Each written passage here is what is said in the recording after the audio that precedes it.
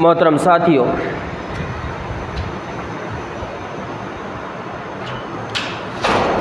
آج میں جس موضوع اور جس عنوان کے تحت آپ کے سامنے لب کشائی کرنے والا ہوں، گفتگو کرنے والا ہوں، وہ اہل ایمان کے لیے بہت ہی زیادہ ضروری اور بہت ہی اہم موضوع ہے، اور وہ ہے دلوں کی سختی اور اس کا علاج۔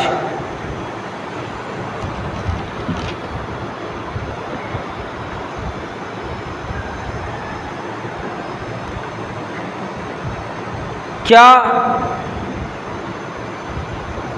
انسان کا دل سخت ہو جاتا ہے؟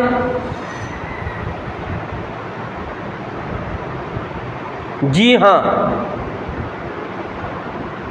انسانوں کا دل سخت ہو جاتا ہے، اور یہ بات اللہ کی آخری کتاب اور اس کے آخری رسول حضرت محمد مصطفیٰ صلی اللہ علیہ وسلم نے بتائی اور سمجھائی ہے۔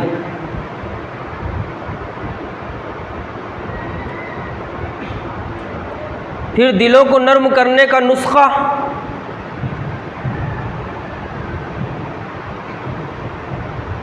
خود اللہ رب العالمین نے اور اس کے آخری نبی سرور کائنات حضرت محمد مصطفیٰ صلی اللہ علیہ وسلم نے بتایا اور سمجھایا ہے۔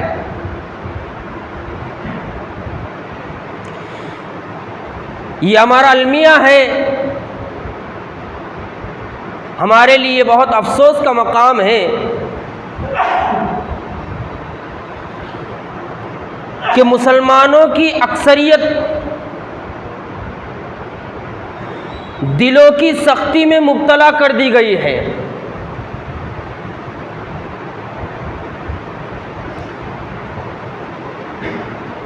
آج اہل ایمان کی اکثریت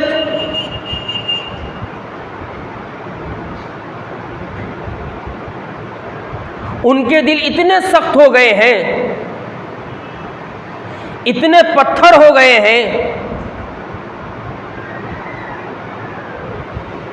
کہ ان کے سامنے قرآن مجید کا ذکر کیا جاتا ہے، قرآن مجید کی آیتیں پیش کی جاتی ہے،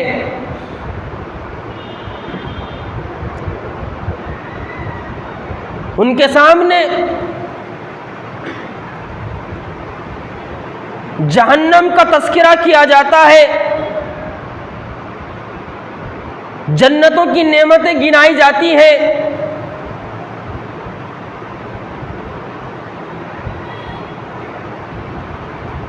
ان کے سامنے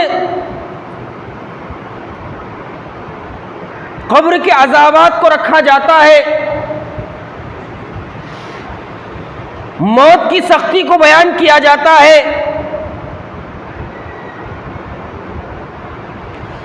جہنم میں ملنے والے عذابات کا تذکرہ ان کے سامنے کیا جاتا ہے۔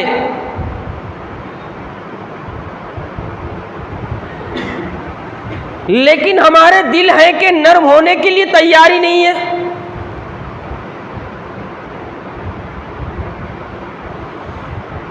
آئے دن ہم یہ سنا کرتے ہیں اور سنتے ہیں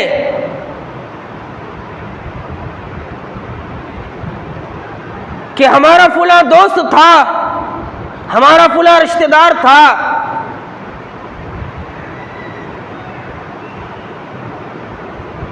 اس کی موت واقع ہو گئی، اور غیر سے ہم میت کو دیکھنے کے لیے جاتے ہیں، غسل دیا جاتا ہے تو اس کی حالت کو دیکھتے ہیں۔ بعض ایسے بھی لوگ ہوتے ہیں جب کسی کا دم اکھڑتا ہے، جب کسی کا دم نکلتا ہے، اس وقت بھی وہ اس کے پاس موجود ہوتے ہیں۔ کس طرح ایک شخص اس دنیا میں زندگی گزارتا ہے، کس طرح اس دنیا میں دندناتے پھرتا ہے، کس طرح اس کے پاس صحت اور طاقت اور قوت اور پاور ہوتا ہے، لیکن جب موت کا وقت آتا ہے تو یہ صحت کام نہیں دیتی، یہ پاور کام نہیں دیتا، اس کی طاقت اس کو کام نہیں دیتی۔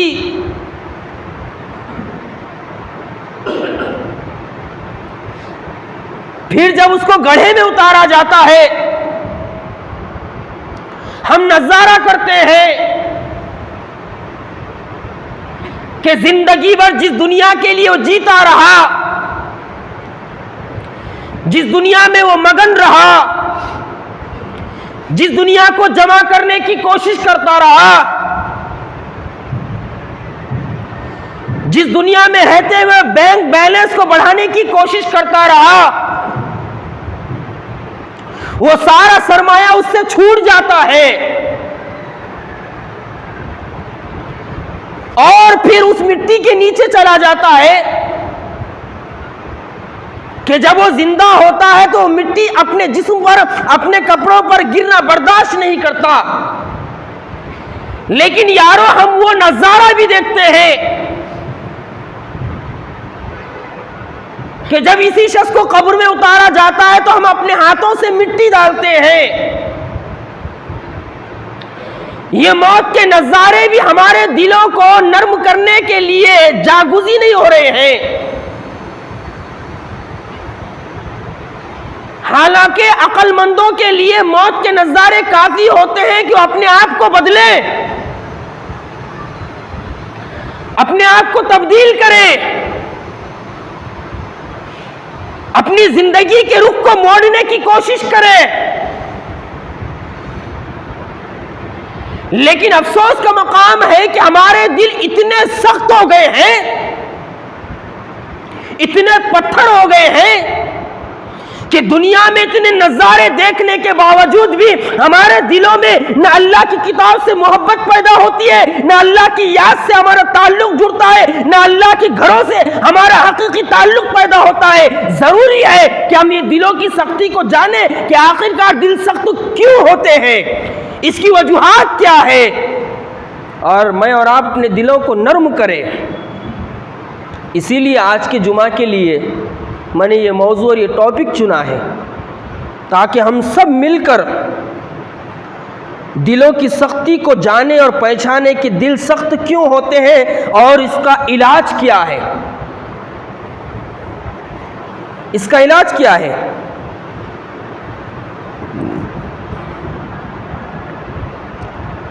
دلوں کا سخت ہو جانا یہ بڑی خطرناک بیماری ہے، بڑی خطرناک وبا ہے۔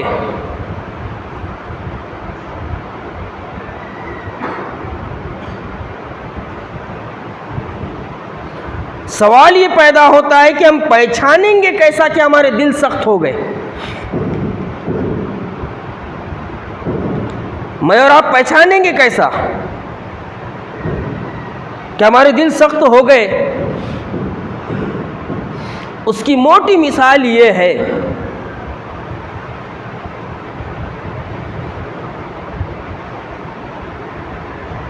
کہ اذان کے بعد ہم نماز کے لیے مسجد آئے، نماز کو تو آ گئے ہم، اکثریت وہ ہے جو نماز سے کوری ہے، نماز سے کوری ہے، لیکن جو آتے ہیں وہ جاننے کی کوشش کرے۔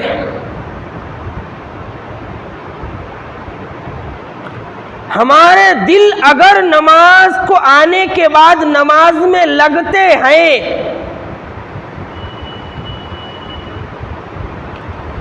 نماز پڑھنے میں ہمیں لطف آتا ہے، نماز ادا کرنے میں ہمیں مزہ آتا ہے، ہمارا دل گواہی دیتا ہے کہ میں اللہ کے سامنے کھڑا ہوا ہوں، ہمارے اعضاء یہ گواہی دے رہے ہیں کہ میرا رب جس نے مجھ کو پیدا کیا ہے میں اس کے لیے عبادت اور بندگی ادا کر رہا ہوں۔ اگر میرا اور آپ کا دل نماز میں لگتا ہے تو سمجھ جائیں کہ میرا اور آپ کا دل زندہ ہے۔ نماز کو آنے کے باوجود بھی اگر میرا اور آپ کا دل نماز میں نہیں لگتا،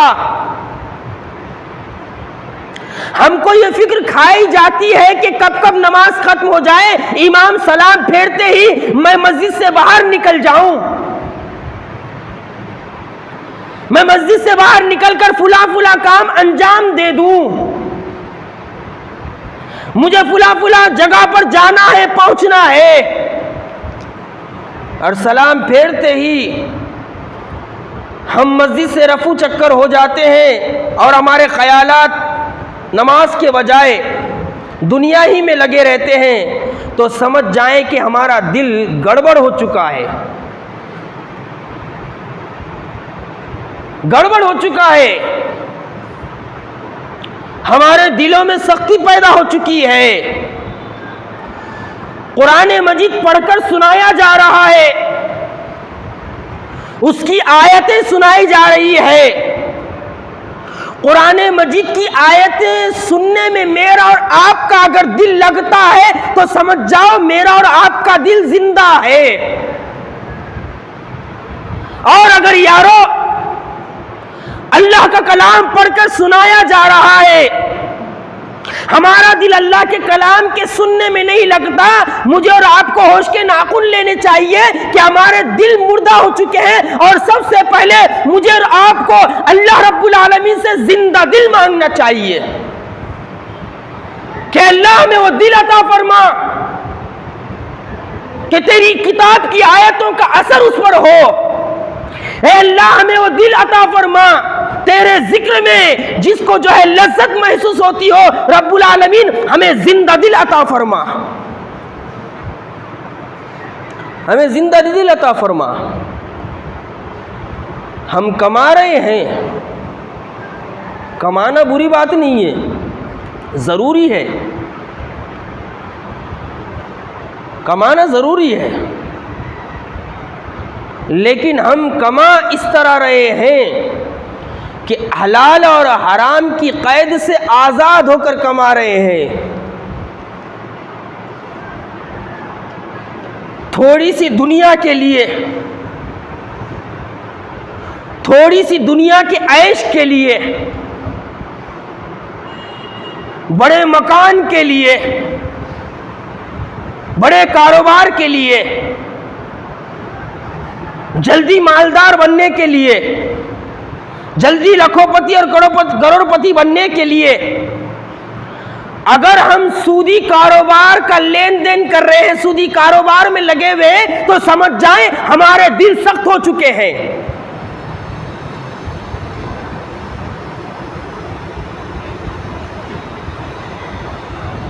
جس چیز پر اللہ اس کے رسول نے لعنت فرمائی ہو، وہ چیز کبھی بھی قیامت تک اچھی نہیں ہو سکتی، اچھی نہیں ہو سکتی ہو۔ حرام کمائی کے راستے اگر ہم اختیار کیے ہوئے ہیں حلال کو چھوڑ کر، تو سمجھ جائیں کہ ہمارے دل ایک دم سخت ہو چکے ہیں۔ ہمیں اپنے دلوں کی فکر کرنی چاہیے، ہمیں اپنے دلوں کی فکر کرنی چاہیے۔ ہم بیوی بچے رکھتے ہیں،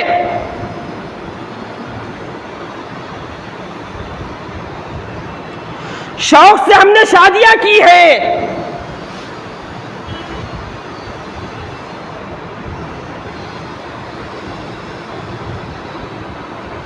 شادیاں کرنے کے بعد ہمارے بچے پیدا ہو گئے ہیں۔ او یارو، اگر میں اور آپ اپنے بیوی اور بچوں کا حق ادا نہیں کر رہے ہیں تو سمجھ جائیں ہمارا دل سخت ہو گیا ہے۔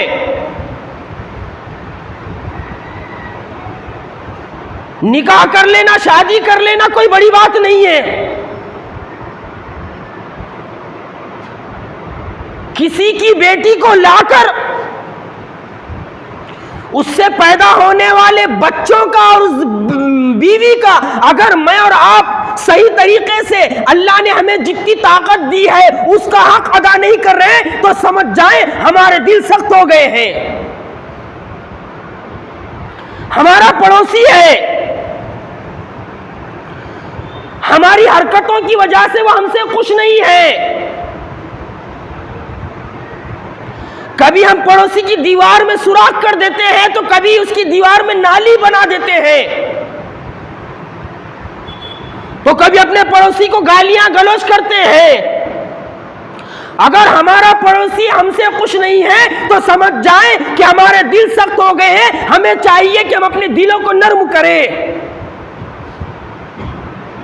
ہمارے ماں باپ ہیں, ہماری حرکتوں کی وجہ سے اگر وہ خوش نہیں ہے, ہم ان کے فرما بردار نہیں ہیں, تو سمجھ جائیں کہ ہمارے دل سخت ہو گئے ہیں. ہمیں چاہیے کہ ہم زندہ دل مانگے اللہ سے. بتانے کا مطلب یہ ہے کہ دل کی بیماری, دل کی سختی جو ہے یہ خطرناک بیماری اور گھاتک بیماری ہے.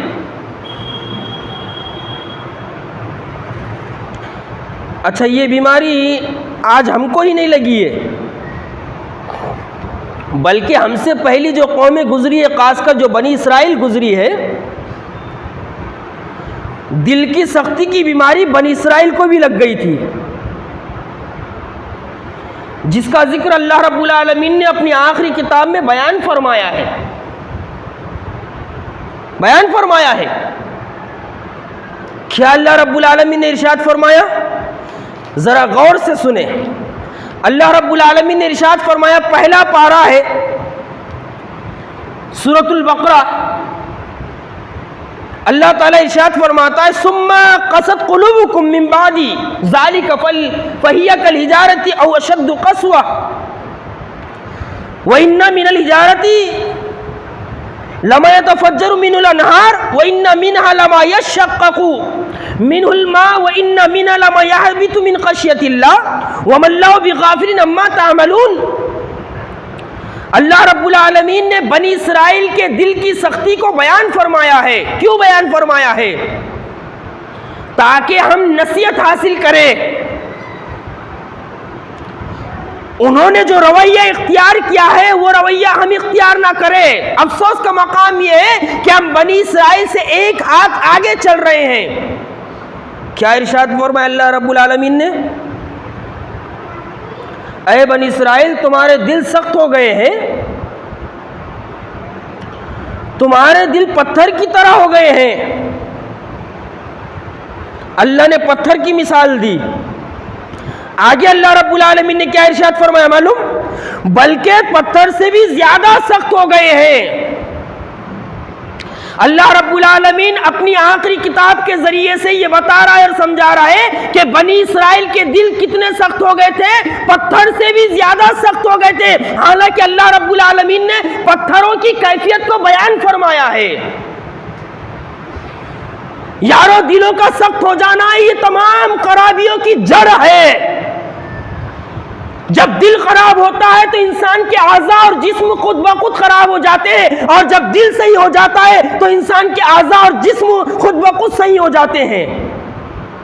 اسی لیے ہمیں چاہیے کہ ہم اپنے دلوں کا جائزہ لیں اور اپنے دلوں کی سختی کو دور کرنے کی کوشش کریں, خاص کر اسلام کے تئیں, خاص کر اللہ کی کتاب کے تئیں, خاص کر اللہ کے ذکر کے تئیں, خاص کر اللہ کی عبادت کے تئیں, خاص کر نماز کے تئیں اپنے دلوں کا جائزہ لیں. ہم بہت اہم چیز ہے یہ.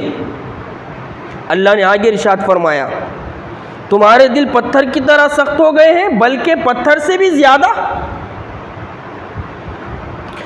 اس لیے کہ کچھ پتھر ایسے بھی ہوتے ہیں کہ ان کے اندر سے پانی نکلتا ہے,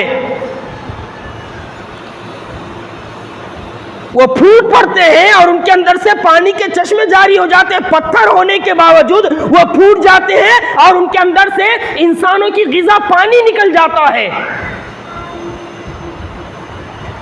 اور اللہ رب العالمین نے آگے بڑی اہم بات ارشاد فرمائی,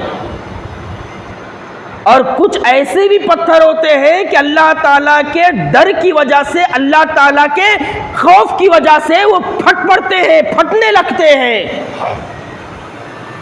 تو اے بنی اسرائیل, اے موسیٰ و عیسیٰ کو ماننے والی قومیں، اور میں کہوں گا اے اہل ایمان، کیا ہمارے دل اتنے سخت ہو گئے کہ اللہ تعالیٰ کہہ رہا ہے کہ پتھر بھی پٹ پڑتے ہیں، اللہ کے خوف سے پھٹ جاتے ہیں، اور انسانوں کو پانی جب نکلتا ہے تو فائدہ پہنچاتے ہیں، لیکن کیا ہمارے دل اتنے سخت ہو گئے کہ پتھر سے زیادہ ہمارے دل سخت ہو گئے؟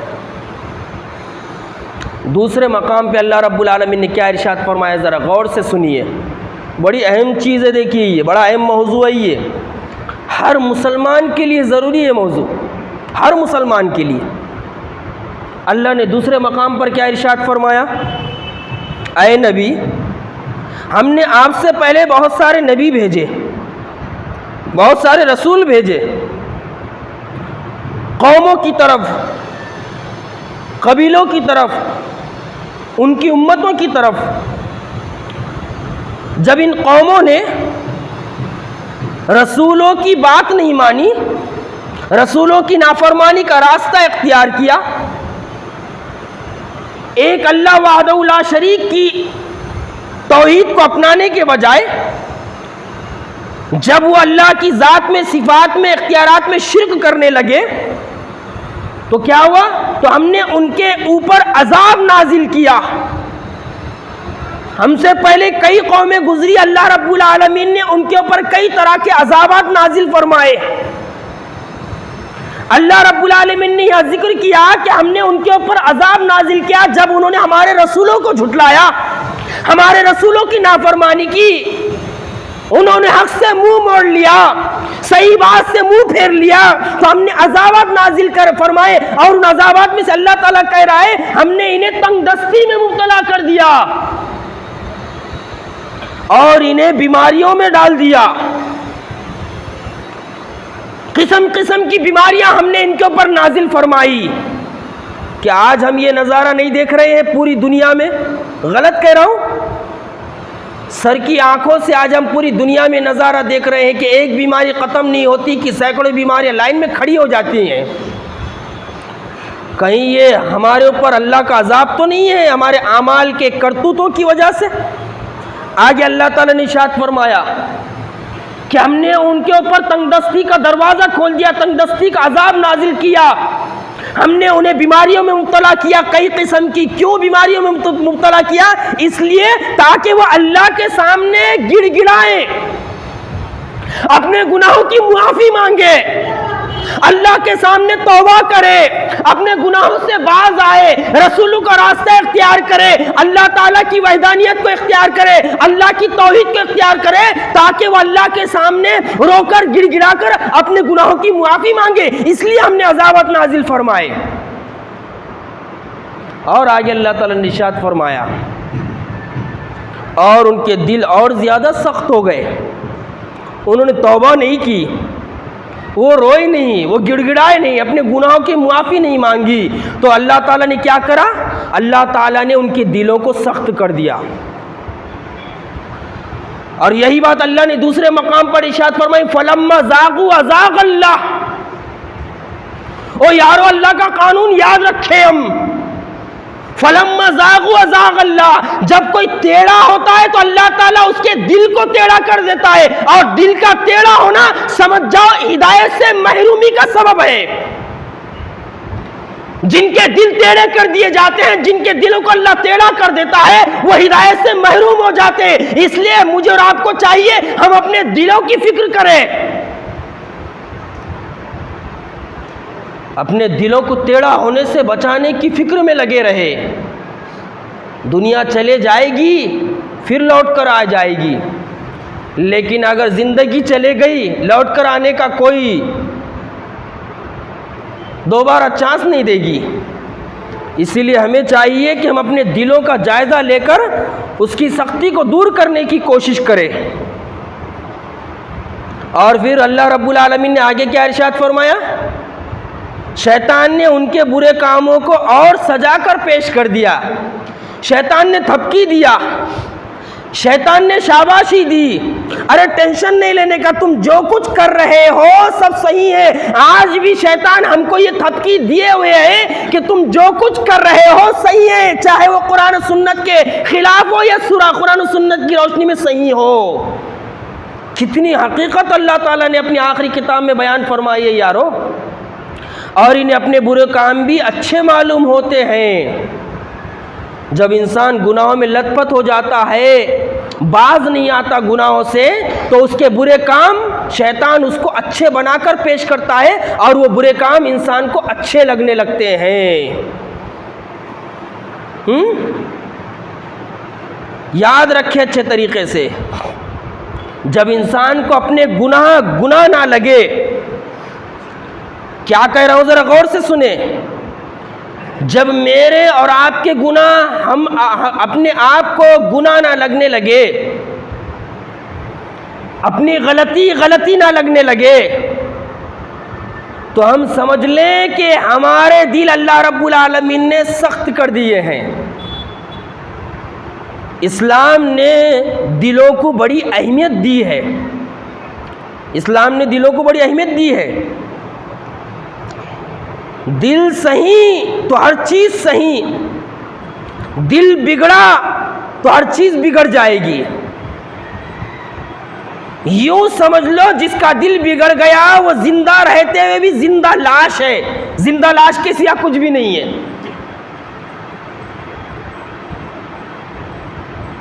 زندہ لاش کے سوا کچھ نہیں ہے. آپ دیکھو اللہ کے رسول صلی اللہ علیہ وسلم نے کیا بات ارشاد فرمائی، ذرا غور سے سنتے ہیں. اللہ کے رسول نے کیا ارشاد فرمایا. ایک موقع سے اللہ کے رسول نے ارشاد فرمایا، حلال بھی واضح ہے اور حرام بھی واضح ہے. یعنی اللہ رب العالمین نے ہمارے لیے حلال بھی واضح کر دیا ہے کہ دیکھو یہ چیز حلال ہے جو ہمارے سمجھ میں آ جاتی ہے. حرام کو بھی اللہ تعالیٰ نے واضح کر دیا ہے کہ یہ چیزیں حرام ہے. پھر اللہ کے رسول صلی اللہ علیہ وسلم نے ارشاد فرمایا، حلال اور حرام کے بیچ میں کچھ مشتبہ چیزیں ہیں، شک میں ڈالنے والی چیزیں ہیں.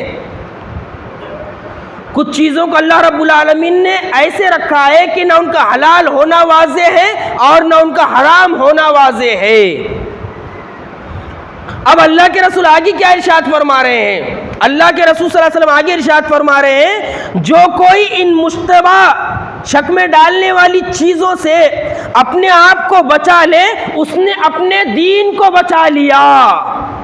حرام سے تو بچنا ہے، حلال کو اختیار کرنا ہے، لیکن حلال اور حرام کے بیچ میں کچھ چیزیں ایسی ہیں جو انسان کو شک میں ڈالنے والی ہے. یہ کرنا کہ نہیں کرنا، یہ جائز کہ ناجائز، یہ حلال کی یہ حرام، یہ جو شک میں ڈالنے والی چیزیں ہیں، ان چیزوں سے جو شخص بچ گیا، اللہ کے رسول صلی اللہ علیہ وسلم فرما رہے ہیں اس نے اپنے ایمان کی، اپنے دین کی حفاظت کر لی اور اپنے دین کو بچا لیا. اب شک میں ڈالنے والی چیزیں تو دور کی بات ہے. آج ہماری حالت یہ ہے کہ واضح حرام میں مبتلا ہے. جیسے میں نے شروع میں کہا، مسلمان دھڑلے سے سودی کاروبار کر رہے ہیں.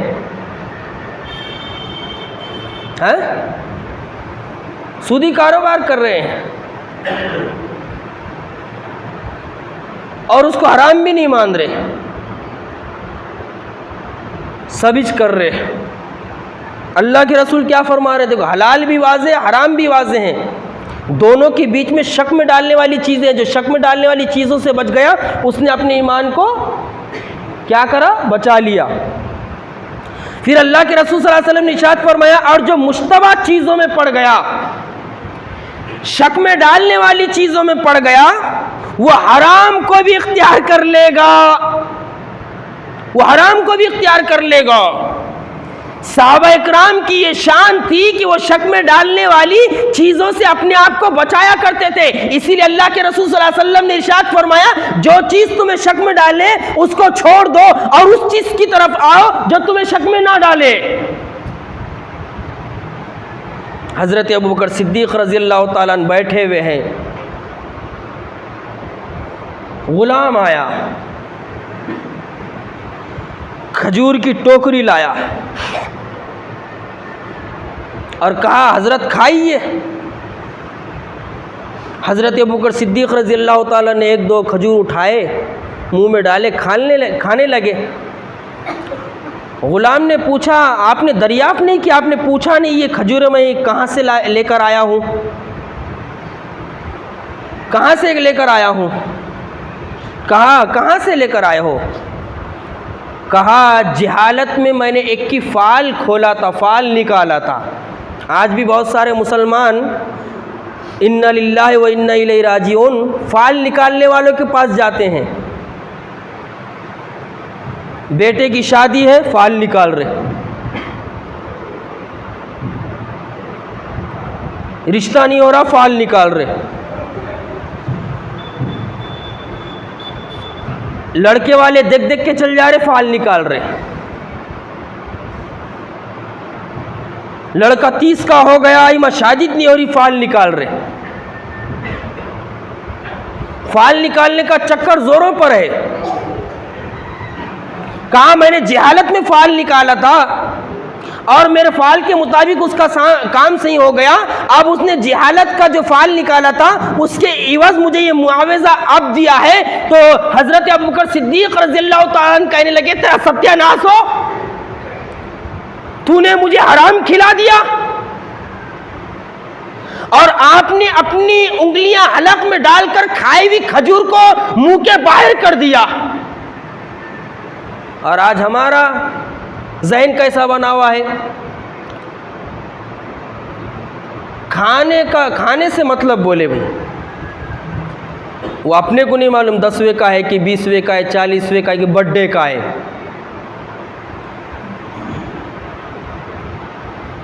اپنا پیٹ بھکا ہے، بولے پیٹ ہی بھکا نہیں ہے، تو نیچے سے اوپر تک بھکا ہے۔ اپنا پیٹ بھوکا ہے بولے، اپنے کو کھانے سے مطلب، اپنے کو بریانی، تہاری، حریص، چکن 65 میٹھوں سے مطلب اپنے کو۔ اب حلال ہے حرام ہے اس میں پڑے نہ بولے بہت مسئلے ہوتے۔ واللہ محمد رسول اللہ صلی اللہ علیہ وسلم فرما رہے ہیں اللہ نے حلال کو بھی واضح کر دیا ہے، حرام کو بھی واضح کر دیا ہے، اور بیچ میں کچھ چیزیں مشتبہ ہے، شک میں ڈالنے والی ہے، اور جو شک میں ڈالنے والی چیزوں سے بچ گیا اس نے اپنے ایمان کو، اپنے اسلام کو، اپنے دین کو محفوظ کر لیا۔ یہ محمد رسول اللہ فرما رہے ہیں، اور ہم کہہ رہے ہیں ہم کو کیا لینا دینا حلال اور حرام سے، ہم کو کھانے سے مطلب۔ لا حول ولا قوت الا باللہ۔ ہائے رے مسلمانی، ہائے رے ہماری ذہنیت، ہمارے دل کتنے سخت ہو گئے۔ دلوں کا سخت ہونا ہے کہ انسان کو بتانے کے باوجود بھی مستی تو آئے لیکن وہ غور و فکر نہ کرے۔ بہت سارے مسلمان ان کو بتاؤ مستی بہت آتی ہے لیکن غور و فکر نہیں کرتے کہ بات صحیح ہے یا غلط ہے۔ ذرا غور و فکر تو کرو۔ حضرت ابوبکر صدیق رضی اللہ تعالیٰ عنہ نے 2 انگلیاں حلق میں ڈال کر وہ کھائی ہوئی کھجور نکال کر باہر پھینک دیے اور کہا اس کو اٹھا کر لے کر جاؤ میرے سامنے سے۔ یہ صحابہ کرام تھے، اور ہماری حالت ہم ڈکار لیتے،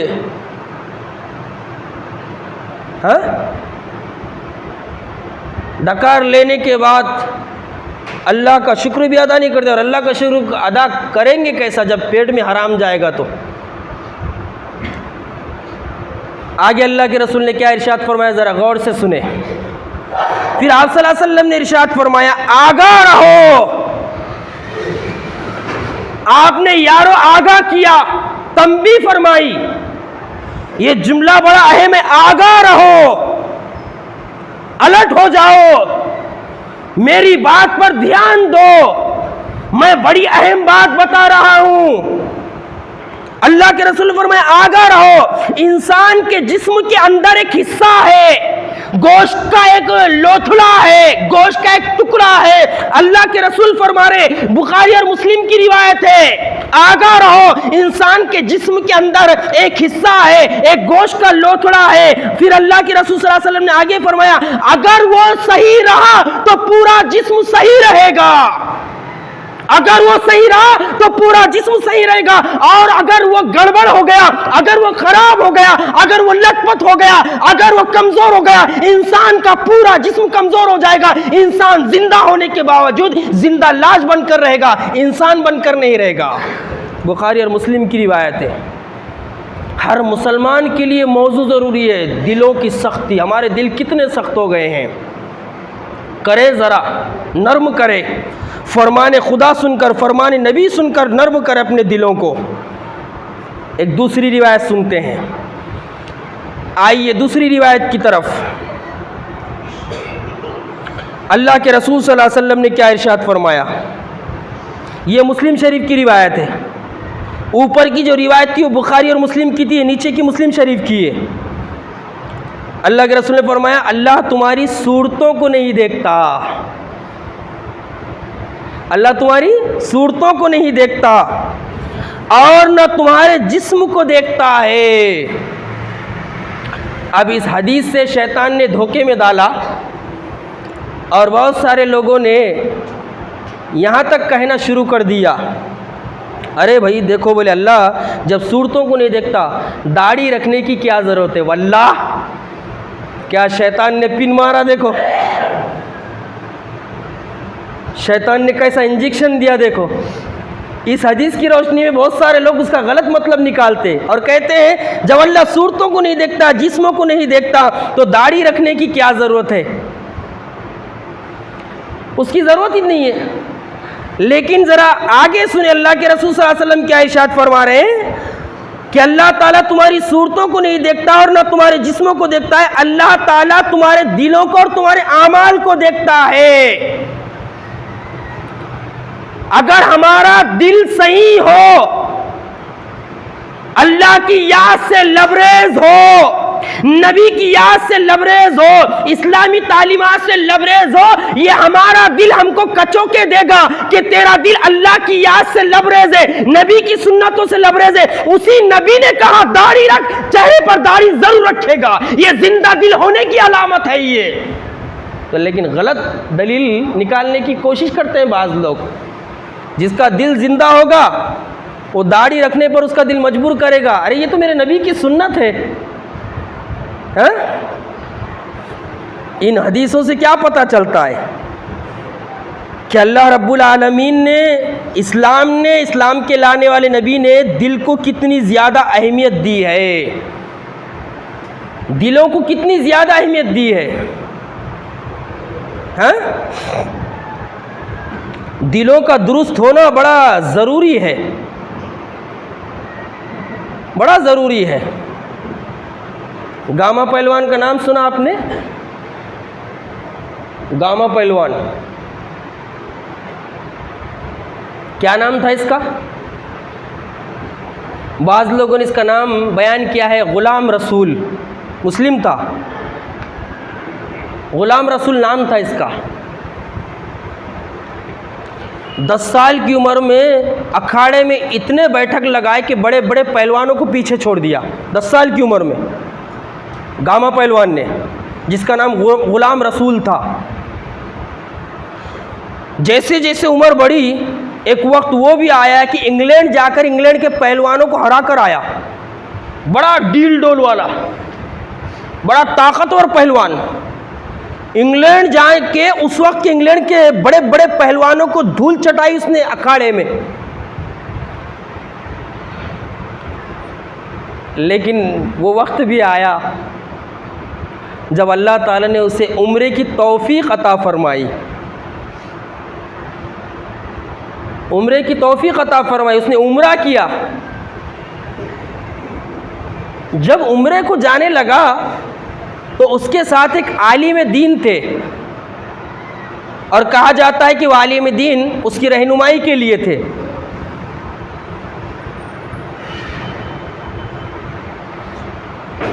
وہ مکہ پہنچا، مکہ پہنچنے کے بعد یہ جو عالم دین تھے، انہوں نے اس وقت کے جو عالم تھے جنہیں مفتی اعظم سعودی عرب کہا جاتا ہے، عبداللہ ابن باز رحمۃ اللہ علیہ سے گاما پہلوان کی ملاقات کرائی۔ عبداللہ ابن باز رحمۃ اللہ علیہ نابینا تھے، اندھے تھے۔ وہ عالم دین گاما پہلوان کو لے کر عبداللہ ابن باز رحمۃ اللہ علیہ کے پاس پہنچے اور پہنچنے کے بعد کہا حضرت یہ گاما پہلوان ہے. نوجوان ذرا غور سے سنیں, بڑے جیم مار ریاض نوجوان, لیکن نمازوں میں فیل ہے بیچارے, دین کے کاموں میں فیل ہے. صحت ضروری ہے, صحت ضروری ہے, طاقت بھی ضروری ہے, لیکن وہ طاقت یارو کیا کام کی جو اللہ تلے گزر جائے؟ وہ صحت کیا کام کی جس کے سے رہتے ہوئے اللہ کی یاد نہ رہے, انسان کو اللہ کا گھر یاد نہ رہے, اللہ کے دین کی ذمہ داری یاد نہ رہے؟ لعنت ہے اسی صحت پر, اور لعنت ہے اسی طاقت پر, لعنت ہے اسی باڈی پر کہ انسان باڈی رکھتا ہے, جم مارتا ہے, صحت کے ساتھ رہتا ہے, اس کے باوجود نہ اذان کے ساتھ مسجد میں پہنچتا ہے, نہ اللہ کے دین کے لیے پہنچتا ہے, نہ اللہ کی یاد کے لیے پہنچتا ہے, نہ ہی اللہ کی کتاب کو سننے کے لیے اس کے پاس وقت ہے. خاک میں جائے اسی صحت, مارو, لیکن اسلام کو فائدہ پہنچنا. صحت بناؤ اسلام کے فائدے کے لیے, طاقتور بنو اسلام کے فائدے کے لیے. اسلام تو اس پر ابھارتا ہے بھائی, لیکن کیا کر رہے, جیم مار رہے, 12 بجے تک سو رہے, ادھر ابا گھوم رہے. 12 بجے تک ہمارے نوجوانوں کا دن نہیں نکل رہا. 12 بجے دن نکلتا, پھر یہ ایران کے شہزادے اٹھتے, ایران کے شہزادے اٹھتے, یہ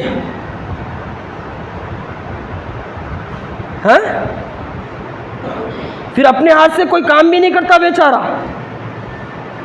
ڈولے شولے دیکھے تو ایسے ایسے, ادھر اماں کو بول رہا اماں پانی رکھو, یہ کئی کو بنایا میرے لال؟ وہ پانی گرم ہو گیا, ادھر بہن کو چیخ رہا, وہ حمام میں لکھ جا کے رکھ, واللہ وہ بہن بیچاری حمام میں پانی لکھ جا کے رکھ رہی. اب خالی نہلانت باقی رہ گیا بیچارے کو, خالی حمام میں جا کے وہ پتھر کے اوپر پانی کیسا ڈالتے ویسا پانی نہا کے نکلتا بس. پھر پانی نہانے سے پہلے ناشتہ تیار ہو جانا کہتے, ابا انہوں رات بھر محنت کر کے پورا کما کے لائے. حمام میں سے نکلنے سے پہلے ناشتہ تیار کرتے. یہ طنز نہیں ہے, یہ ہمارے معاشرے کی سچائی ہے. یہ غلط کہہ رہا ہوں کہ اٹھ کر کھڑے رہو, غلط کہہ رہے بول کے میں مان لوں گا, ہاں بھائی میں غلط ہوں بول کر. اور اگر سچ ہے تو اس پر غور و فکر کرنے کی ضرورت ہے. اللہ نے صحت دی ہے, طاقت دی ہے. دیکھو عبداللہ ابن باز رحمت اللہ علیہ گاما پہلوان سے کیا کہہ رہے, جب ایک عالم دین نے کہا اے عبداللہ ابن باز یہ گاما پہلوان ہے, یہ بہت بڑا پہلوان ہے, اس نے بڑے بڑے پہلوانوں کو دھول چٹائی ہے. عبداللہ ابن باز رحمت اللہ علیہ نابینا تھے, گاما پہلوان کے ڈن کو ہاتھ لگاتے اور ہاتھ لگا کر کہتے اے گاما پہلوان میں اندھا ہوں, اللہ تعالیٰ نے میرے سینے میں قرآن مجید کو پیوست کیا ہے, میں نے قرآن مجید کو سیکھا ہے, میں رات دن قرآن مجید کو پھیلا رہا ہوں. اللہ نے تجھے طاقت دی ہے, اس طاقت کا تو کیا استعمال کر رہا ہے, مجھے جواب دے. گاما پہلوان کو نصیحت کر رہے کون؟ عبداللہ ابن باز رحمت اللہ علیہ. کہا میرے پہلوان اللہ نے تیرے اتنی طاقت دی ہے, اتنی تجھے قوت اور طاقت دی ہے, اتنا ڈیل ڈول والا بنایا ہے, بتا تو اپنی اس طاقت کا کیا استعمال کر رہا ہے. بتاؤ میں اور آپ اپنی طاقتوں کا کیا استعمال کر رہے ہیں. غور کرنے کا مقام ہے یارو, سوچنے کا مقام ہے. سوچے ذرا ہماری صحت کہاں ضائع ہو رہی ہے, ہماری طاقت کہاں ضائع ہو رہی ہے. یہ طاقت اور قوت اسلام کے لیے ہونا چاہیے. آج پوری دنیا مسلمانوں کو کاٹنے کے لیے دوڑ رہی ہے, اور ہم ہیں کہ سوئے پڑے ہیں غفلت میں. اب آئیے اللہ کے رسول صلی اللہ علیہ وسلم نے کیا ارشاد فرمایا, آگے سنتے ہیں.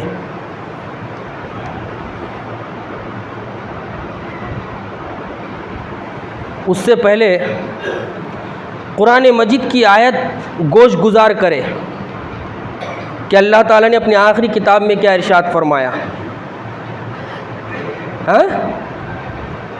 کہ آخر کار کیا وجہ ہے کہ انسان کا دل سخت ہو جاتا ہے، انسان کا دل بگڑ جاتا ہے،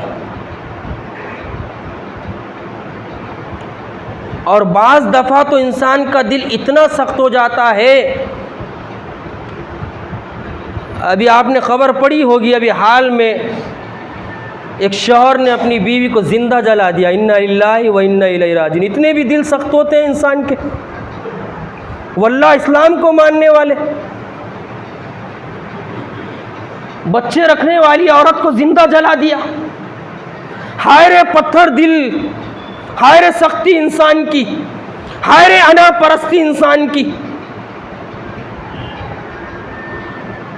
وہ بیوی جو اس کے لیے کھلاتی ہے، اس کے لیے پکاتی ہے، اس کے لیے سب کچھ کرتی ہے، اس کے بچے پیدا ہونے کا ذریعہ ہے، سارا فائدہ اٹھا رہا ہے، اور تھوڑی سی انا کی خاطر اپنی بیوی کو پھانسی پر لٹکا دے رہا انسان۔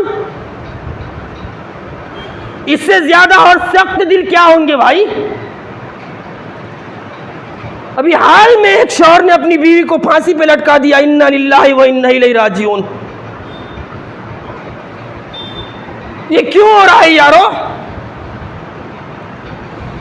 یہ معاشرہ اور سماج ہمارا اتنا سخت دل کیوں ہو رہا ہے؟ ہمارے دل اتنے پتھر کیوں ہو گئے ہیں؟ اس کی کیا وجوہات ہے؟ یہ جاننا ضروری ہے۔ دلوں کے سخت ہونے کی سب سے پہلی وجہ کیا ہے معلوم؟ اللہ کے ذکر سے اعراض کرنا، اللہ کے ذکر سے دور بھاگنا۔ میں نہیں کہہ رہا ہوں، اللہ کی کتاب کہہ رہی ہے، اللہ کتاب کہہ رہی ہے۔ کیا کہہ رہی ہے؟ ذرا غور سے سنیں۔ وَمَنْ أَعْرَضَ عَنْ ذِكْرِي فَإِنَّ لَهُ مَعِيشَةً ضَنْكًا وَنَحْشُرُهُمْ يَوْمَ الْقِيَامَةِ أَعْمَى۔ جو شخص ہمارے ذکر سے منہ موڑے گا، کل قیامت کے دن اللہ تعالیٰ اس کو اندھا اٹھائے گا۔ بندہ پوچھے گا اللہ تعالیٰ دنیا میں تو نے مجھے آنکھیں دی تھی، میں دیکھتا بھالتا تھا، میں ان آنکھوں سے جو ہے ساری چیزیں دیکھتا تھا، آج تو نے مجھے اندھا کیوں اٹھایا؟ تو اللہ تعالیٰ کہے گا کہ دنیا میں تو نے ہماری کتاب کی آیتوں سے بے بہرا رہا، اندھا رہا، اسی لیے آج حقیقت سامنے آ گئی، تو ہمارے ذکر سے اندھا رہا، اس وجہ سے کیا ہوا؟ ہم تجھے آج اندھا اٹھا رہے ہو۔ من اعرض عن ذکری فإن له معیشة ضنکا۔ جو اللہ کے ذکر سے اعراض برے گا تو اللہ نے سب سے پہلے تو یہ بات کہی، اللہ اس کی زندگی کو تنگ کر دے گا۔ کیا میری اور آپ کی زندگی تنگ نہیں ہو گئی ہے؟ کما رہے ہیں، کھا رہے ہیں، سب کچھ ہے، گھر بار ہے، اس کے باوجود بھی ہم اپنے آپ کو تنگی میں محسوس کر رہے ہیں۔ دلوں کے سخت ہونے کی سب سے پہلی وجہ ہے اللہ کے ذکر سے اعراض کرنا۔ آئیے اللہ کے رسول کی حدیث سنتے ہیں، یہ ترمذی شریف کی روایت ہے، ذرا غور سے سنیں اللہ کے رسول کیا فرما رہے ہیں۔ اللہ کی یاد ایک مضبوط قلعہ ہے، اللہ کی یاد ایک مضبوط قلعہ ہے۔ روایت کیسی ہے؟ اللہ کے رسول نے فرمایا، میں تم کو زیادہ سے زیادہ اللہ کے ذکر کی تلقین کرتا ہوں۔ محمد رسول اللہ صلی اللہ علیہ وسلم فرما رہے ہیں، اے میرے امتیوں، میں تمہیں اللہ کے ذکر کی زیادہ سے زیادہ تلقین کرتا ہوں۔ پھر آپ نے ذکر کی مثال بیان فرمائی، اور ذکر کی مثال ایسی سمجھو جیسے کسی آدمی کا اس کے دشمن نہایت تیزی سے پیچھا کر رہے ہیں۔ کتنی پیاری مثال اللہ کے رسول نے ارشاد فرمائی کہ اللہ کے ذکر کی مثال ایسی ہے، کسی آدمی کے پیچھے اس کے دشمن بہت تیزی سے پیچھا کر رہے ہیں کہ اس کو پکڑ لے اور اس کو جکڑ لے، لیکن وہ آدمی ان سے بچتے ہوئے ایک قلعے میں محصور ہو جاتا ہے اور اپنے آپ کو دشمنوں سے بچا لیتا ہے، وہ بھاگ کر قلعے میں چلے جاتا ہے۔ اسی طرح بندہ شیطان سے نہیں بچ سکتا، ہر وقت شیطان ہمارے پیچھے لگا رہتا ہے کہ کب کہاں کس کو کیسا بہکا دے۔ بس اللہ کے رسول کیا فرما رہے ہیں؟ اسی طرح بندہ شیطان سے نہیں بچ سکتا مگر اللہ کی یاد کے سہارے۔ میں اور آپ اگر شیطان کی چالوں سے اپنے آپ کو بچانا چاہتے ہیں تو ہمیں چاہیے کہ ہم اللہ کے ذکر سے جڑے رہیں، اور اسلام نے ہمیں وہ طریقہ اور سلیقہ دیا ہے کہ دن نکلنے کے بعد سے لے کر سوئے رات تک ہم اللہ کے ذکر میں ہوتے ہیں۔ گھر سے نکل رہے ہیں، گھر سے نکلنے کی دعا پڑھ رہے ہیں، سفر پر جا رہے ہیں، سفر کی دعا پڑھ رہے ہیں، بیت الخلا جا رہے ہیں، بیت الخلا کی دعا پڑھ رہے ہیں، وہاں سے نکل رہے ہیں، وہاں سے نکلنے کی بات کی دعا پڑھ رہے ہیں، گھر میں آ رہے ہیں، گھر والوں کو سلام کر رہے ہیں، اور پھر کیا کر رہے ہیں؟ اذان ہو رہی ہے، نماز کو آ رہے ہیں، یہ بھی اللہ کے ذکر کی ایک شکل ہے۔ دوستوں سے ملاقات کر رہے ہیں، ایک دوسرے کو سلام کر رہے ہیں، اور پھر کیا کر رہے ہیں؟ بیوی کے پاس جا رہے ہیں، بیوی کے پاس جانے کی دعا پڑھ رہے ہیں، رات کے اذکار پڑھ رہے ہیں، دن کے اذکار پڑھ رہے ہیں، نیند میں سے اٹھنے کے بعد کی دعا پڑھ رہے ہیں، سونے سے پہلے کی دعا پڑھ رہے ہیں۔ اسلام نے یارو ایسا طریقہ دیا ہے، اگر میں اور آپ اگر ان ذکر کو اور ان اذکار کو پڑھتے رہے، ہماری پوری زندگی ذکر والی بن جائے گی۔ اللہ کے رسول فرما رہے ہیں، میں نہیں کہہ رہا ہوں۔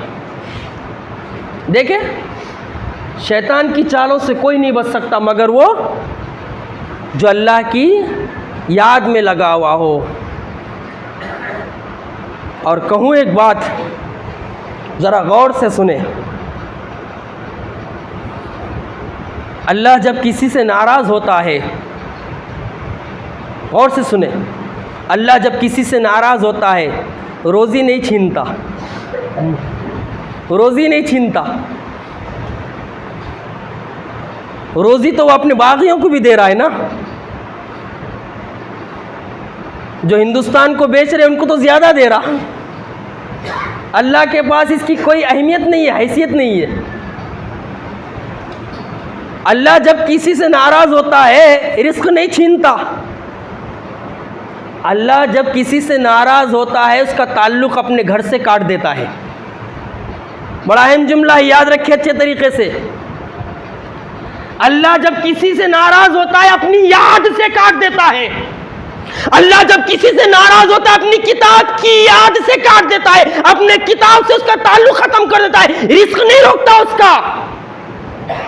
بہت سارے لوگوں کو دیکھو، اذان ہوتی ہے، مسجد میں پیشاب کو آتے ہیں، بیت الخلا میں آتے ہیں، گندگی کرتے ہیں، اور اذان ہونے کے باوجود نماز پڑھنے کے بجائے باہر نکل جاتے ہیں۔ یہ اللہ کا عذاب ہے۔ اللہ کے گھر کے سامنے سے چلے جاتے ہیں، اذان ہو رہی ہے، حی علی الصلاۃ حی علی الفلاح، اس کے باوجود اللہ کے گھر میں آنے کی توفیق نہیں ہے۔ یہ اللہ کا عذاب ہے۔ مسجد کے آزو بازو بیٹھتے ہیں، چائے پینے کو وقت پر جاتے ہیں، کھانا کھانے کو وقت پر جاتے ہیں، دعوت میں وقت پر جاتے ہیں، فنکشن ہال میں وقت پر پہنچتے ہیں، لیکن جب اللہ کے دین کا کام آتا ہے ہم بہانے بناتے ہیں۔ اللہ کا عذاب ہے۔ میں نہیں کہہ رہا ہوں یہ پڑھو، میں کون ہوتا ہوں کہنے والا، میں تو سنا رہا ہوں، بس جو پڑھا ہوں وہ سنا رہا ہوں۔ اللہ کا عذاب ہے یارو، سمجھنے کی ضرورت ہے، دلوں کو نرم کرنے کی ضرورت ہے۔ بہت ہو گئی سختی دلوں کی، بہت ہو گئی لاپرواہی، بہت ہو گئی غفلت۔ نوجوانوں جاگو، جاگنے کا وقت ہے۔ پھر وہ وقت آئے گا، پھر جاگیں گے تو ہم کو فائدہ نہیں ہوگا، ابھی وقت ہے۔ دعا مانگے میں بھی اور آپ بھی، اللہ زندہ دل دے جو تیری یاد میں تڑپے، جو تیری کتاب کی آیتوں کا جو ہے اثر قبول کرے۔ اللہ اس دل دے ہمیں۔ یہ دل کا زندہ ہونا ہمارے زندہ ہونے کے لیے ضروری ہے۔ اگر دل مردہ ہو گئے ہم زندہ لاش رہیں گے۔ ہم مقابلہ کرنا چاہتے ہیں اللہ کے باغیوں سے تو دلوں کو زندہ کرنا ضروری ہے۔ میں نہیں کہہ رہا ہوں، یہ اللہ کے رسول فرما رہے ہیں۔ ہاں دیکھیے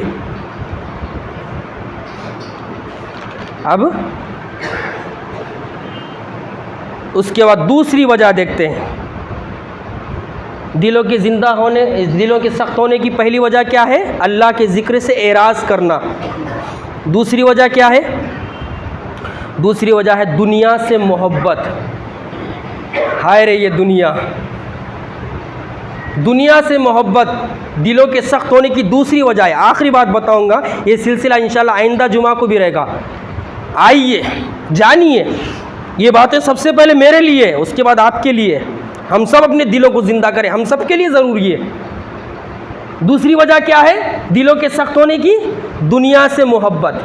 دنیا کمانا برا نہیں ہے، دنیا کمانا برا نہیں ہے، دنیا کمانا تو ضروری ہے، ہاتھ پیر مارنا ضروری ہے، لیکن یارو دنیا کو سب کچھ سمجھ لینا یہ غلط ہے، دنیا میں مگن ہو جانا پورے طریقے سے یہ غلط ہے، اپنے آپ کو اسلام کی تعلیمات سے کاٹ لینا یہ غلط ہے۔ کماؤ، کمانا ضروری، آپ کمائیں گے، آپ اللہ کے گھر کے لیے تعاون کریں گے، اللہ کے گھر کا کام آگے بڑھے گا، توحید کا کام آگے بڑھے گا، اسلام کا کام آگے بڑھے گا، ضروری ہے۔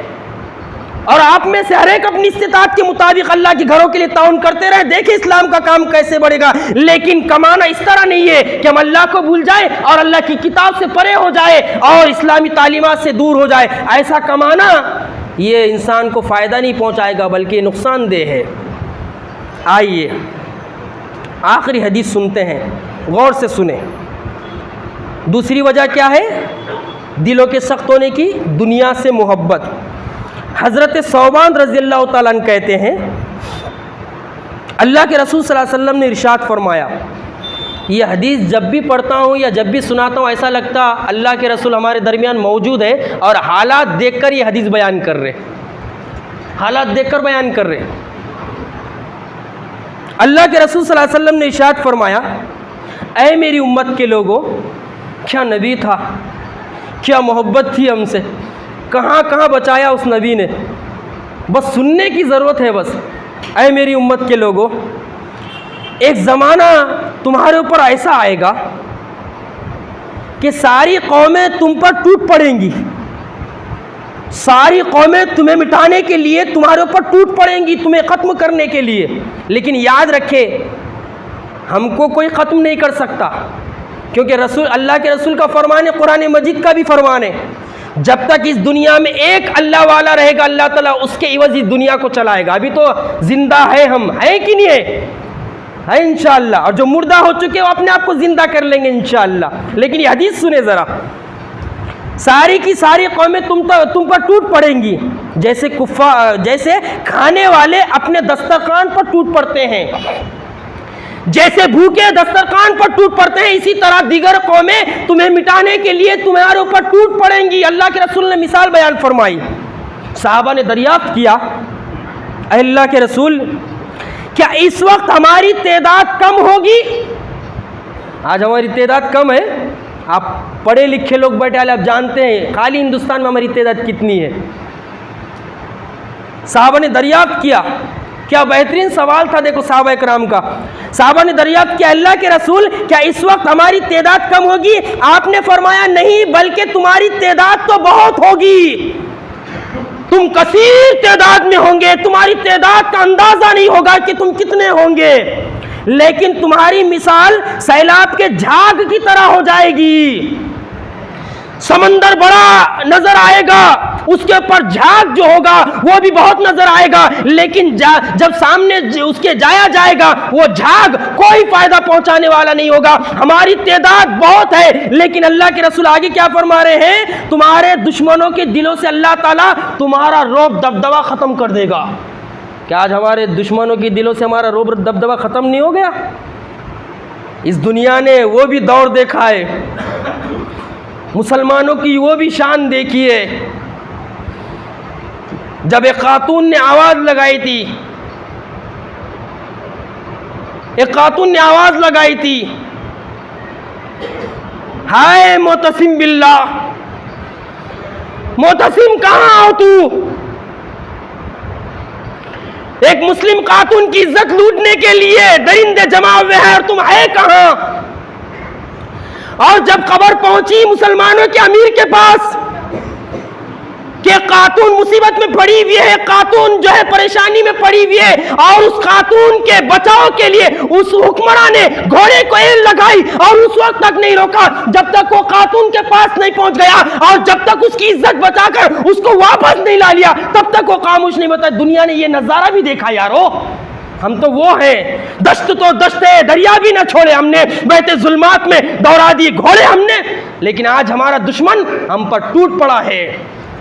اللہ کے رسول فرما رہے ہیں، میں نہیں کہہ رہا ہوں، ذرا دلوں کو زندہ کرے یہ روایت سن کر۔ تمہاری مثال سیلاب کی جھاگ کی طرح ہوگی. تمہارے دشمنوں کے دلوں سے اللہ تعالیٰ تمہارا رعب اور دبدبہ نکال دے گا, اور اللہ تعالیٰ تمہارے دلوں میں وہن, تو صحابہ اکرام نے وہن, تمہارے دلوں میں اللہ تعالیٰ وہن نام کی ایک بیماری ڈال دے گا. صحابہ اکرام نے پوچھا اے اللہ کے رسول یہ وہن کیا ہے؟ آج ہم سب وہن میں مبتلا ہے. غور سے سنیں, میں صرف چراغ کو جلانے کی کوشش کر رہا ہوں, اور اللہ کا کرم ہے یہاں اکثریت آنے والے نوجوانوں کی. میں اس سے پہلے کئی مرتبہ بول چکا ہوں یہ جملے. جب کسی قوم کا نوجوان جاگتا ہے تو ولولے اور انقلاب برپا ہوتے ہیں. اس وجہ سے ہم ان حدیثوں کو اپنے سینے میں بٹھائے. اللہ کے رسول صلی اللہ علیہ وسلم سے پوچھا گیا اے اللہ کے رسول یہ وہن کیا ہے؟ تو آپ نے فرمایا حب الدنیا و کراہیت الموت. آپ صلی اللہ علیہ وسلم نے ارشاد فرمایا دنیا سے محبت اور موت سے کراہیت. تم دنیا میں مگن ہو جاؤ گے, تم دنیا کے کمانے میں ایسے لگ جاؤ گے کہ اللہ کی یاد سے پرے چل جاؤ گے, اللہ کی کتاب سے دور چل جاؤ گے, اسلامی تعلیمات سے دور چل جاؤ گے, جس کی وجہ سے اللہ تعالیٰ تمہارے دشمنوں کے دلوں سے تمہارا رعب اور دبدبہ نکال دے گا. ہوا کہ نہیں ہوا؟ ہو رہا کہ نہیں ہو رہا؟ ہو رہا کہ نہیں ہو رہا؟ ہاں, دنیا سے محبت اور موت کی کراہیت. اور یہ اس وقت تک دور نہیں ہوگا جب تک ہم اپنے دین کی طرف نہیں پلٹیں گے. ابھی اور بہت ساری اچھی باتیں موجود ہے, وقت ہو گیا ہے. یہ جو موضوع ہے یہ سننے کے لائق ہے سب کے لیے, میرے لیے اور آپ کے لیے, نوجوانوں کے لیے, بزرگوں کے لیے, یہاں تک کہ خواتین کے لیے بھی. اس کے آگے اور بھی آپ کو اچھی باتیں سننے کا موقع ملے گا انشاءاللہ آئندہ جمعہ میں. اس لیے جس طرح آپ سکون سے بیٹھے ہیں اللہ آپ کے بیٹھنے کو قبول فرمائے, آپ کے آنے کو قبول فرمائے. اللہ اصلاح کی نیت سے جو باتیں میں نے یہاں رکھی ہے اسی طریقے سے یہاں بیٹھے ہوئے بزرگوں نوجوانوں کو سمجھنے کی توفیق عطا فرمائے. اللہ رب العالمین ہمیں حقیقی اسلام کی طرف آنے کی توفیق عطا فرمائے, اپنے گھروں سے جڑنے کی توفیق عطا فرمائے, اپنی کتاب سے جڑنے کی توفیق عطا فرمائے. اللہ جس اخلاص کے ساتھ میں نے باتیں رکھی اپنے بھائیوں کے سامنے, اسی اخلاص کے ساتھ ان کو سمجھنے اور ہم سب کو اس پر عمل پیرا ہونے کی توفیق عطا فرمائے. آئندہ جمعے کچھ باتیں ہم اور بھی رکھیں گے اسی موضوع کے ضمن میں, اس لیے کوشش کریں وقت سے پہلے آنے کی اور اپنے دلوں کو زندہ کرنے کی. وما علینا الا البلاغ. والسلام علیکم ورحمۃ اللہ وبرکاتہ.